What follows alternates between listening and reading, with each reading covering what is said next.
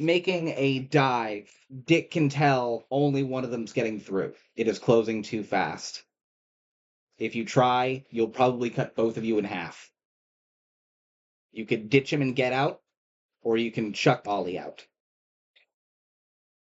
He'll boot the little fucking kid that he's never met before. This is Ollie as a kid or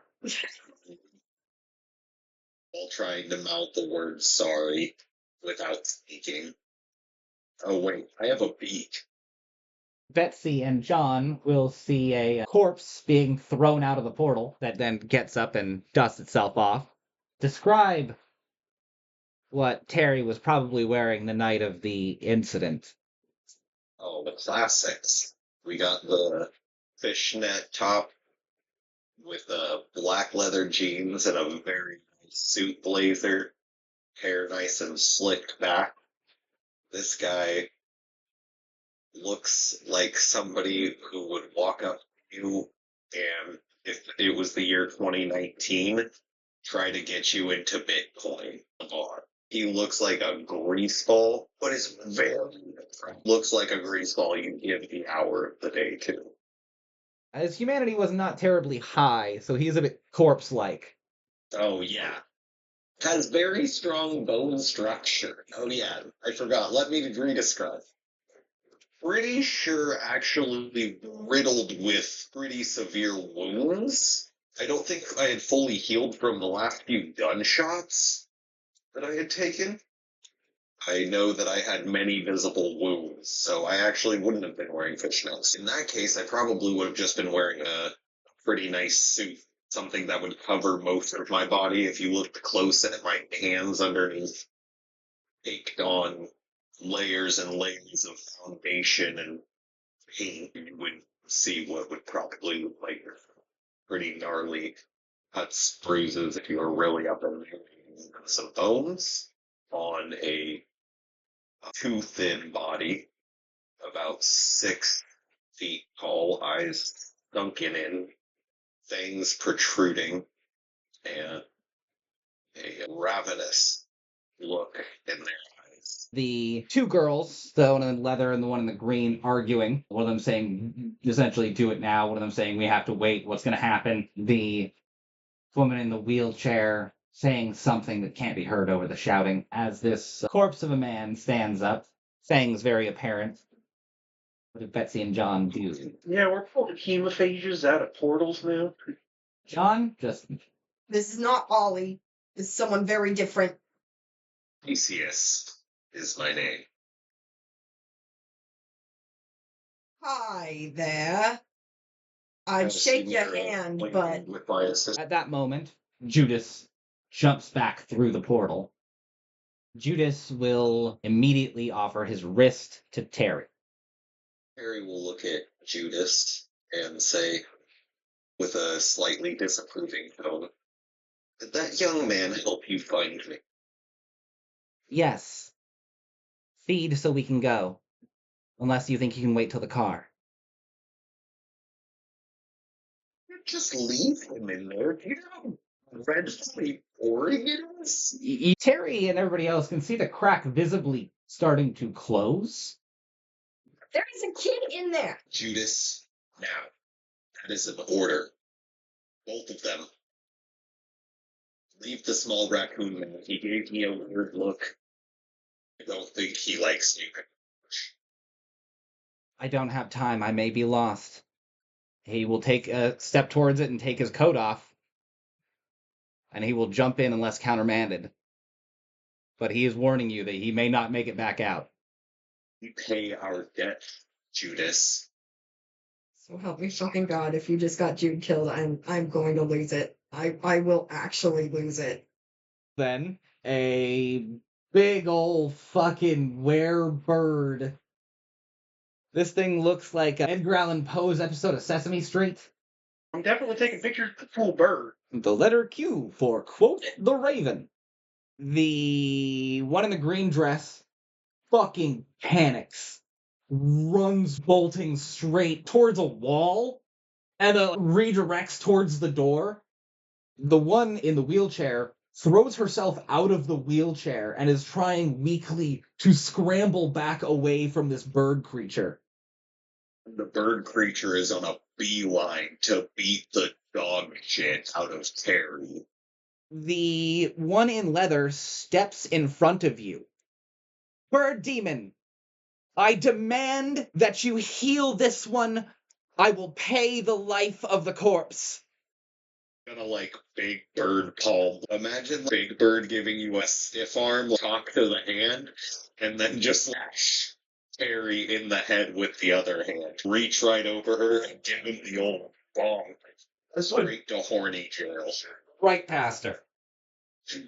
Big Bird Bonk.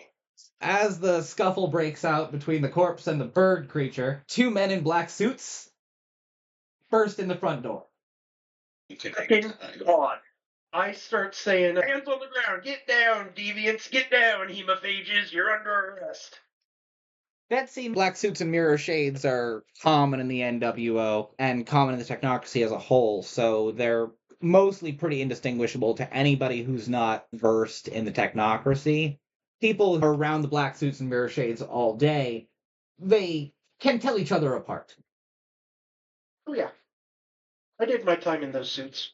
You've seen these two before. Is it the agents from earlier, green and brown? No. These are the guys from your Mothman dream. That's a little unsettling, but there's a lot of reality deviance going on in this room I need to worry about first. They do sweep in, guns pointed, as Betsy's screaming, everybody on the ground, reality deviants on the ground. John's hands are in the air, but his face is utter confusion and just bullshit. Birdman, Corpse, what are they doing? Dick has been wanting to hit Terry for a very long time, and after everything that just happened, after a boy jumped in to save them both, Judas is here. presumes, Hasn't jumped in yet. understanding the situation, definitely still single Big Bird Bonk, but isn't pursuing the beating the shit out of Terry. Don't they get the same character brain fuck up? They have a different relationship in that they are not able to speak in one another's presence. The same thing happens when you're out here. Anytime that you try to speak with another one present, the sound cuts out. Jude, seeing that Terry can't speak and that they're yelling profanities at each other, it seems like from the sensor bars, More likely than not. Jude is throwing a pew through a window and attempting to flee. Isn't it daytime? And no, At night. I thought this was taking a very different turn. I was like, damn, Judas went through all of that just to murder Terry? almost, but not quite. But Judas will bust a hole in the window and drag Terry out into the early nighttime gloom. It still prickles a little bit on the skin, but it's not setting you aflame. He will take you to the short black limousine and open the door for you. The black suits and mirror shades are focused mostly on the big-ass fucking bird and the crack in reality. I don't seem to care too much about the two of them busting a window and escaping. What does Dick do as the agents are advancing, telling you to get on the ground? Dick turns to the other peoples that are standing staring at the crack. I don't know, that one kid looked at me, so I'll just tell them, see you at the park. They know. And then I'll fly out the window in regular bird form. Turns into a frickin' raven. Brinks down into a raven form, a large raven, and flies out the broken out window. The crack in reality has closed itself to a vaguely glowing golden line in midair. The agents will take a few pot shots at the bird. Also, I'll wish everybody a wonderful day. Just sarcastically. Like a little shit. It comes out squawking more parrot speak than anything else, and turns into a raven and flies off. Orc's joy. The girl in the green dress is having a panic attack in the corner. The girl in the leather is knelt down on the floor, about halfway down the aisle, next to the scrawny woman who's crawling on the ground and is now laying limply in the middle of the aisle. The woman in leather is screaming at the agents to call an ambulance. Think she's having a seizure. The agents will secure the rest of the room for reality deviants, check to make sure that the portal is not actively opening, and will put their fingers to their ear and mumble some code, giving essentially a de-escalation notice that the situation has dropped down from violent to a state of only moderate distress. And to send in an ambulance. A civilian is injured. I will inform them that these three are cult who appear to have been doing something around the crevice. They may or may not be sleepers. The one in the leather is simply glaring at you, Betsy. That's fine. Actually, no, I'll look at her and say, "You telling me you weren't gonna murder me in the basement? Come on." Not quickly. Don't worry, we'll condition the deviants out of you. You sound like my father. I go back to taking pictures of the crevice. John, the situation seems to have calmed down to something approaching normality. John is also having a panic attack. There's some white and red lights as a ambulance pulls up. Oh God, what was that? What was that? No. An ambulance. Betsy? The fact that life hasn't killed you yet amazes me every single day. I'm very good at my job, detective. I will pat the detective lightly, assuredly on the shoulder. Where's the kid? That's a very good question. The two agents will report back to you, Betsy. They've cleared the area. Deal. What, do you need anything else from them? Just tell the people at Reed that they've got another rift here that they're probably going to want to study. I'm going to be handling this for the next couple hours, I imagine. That'll be in our reports. Thank you. Do I know you? I say, looking at their shades. Do I know you? No, ma'am. Turns and walks away. The paramedics will come in and get the girl Sam onto a stretcher and load her into the ambulance. The girl in leather accompanies her. The one with the panic attack is in like one of those paramedic blankets in the back of the ambulance as well. Can I use some discreet magic? I don't want these paramedics looking at the rift, so I'd like to use the rote, "Move along. Nothing to see here. Don't look over here. Definitely don't look over here." Wonderful. And this is using your social domination. Yes, this is under my Dominion paradigm, using fast talking and groupthink. Wonderful. Yeah, you move them right along, coincidentally enough. As they get the girls out to the ambulance, a car pulls up. Midline, few years old, a blonde woman steps out under the streetlights and goes to talk to the paramedics. After a few words, she gets back into her car and follows the ambulance. I don't suppose I can discreetly take a picture of her or her car. Absolutely, you can. Ideal. Pale, blonde, gaunt-looking woman.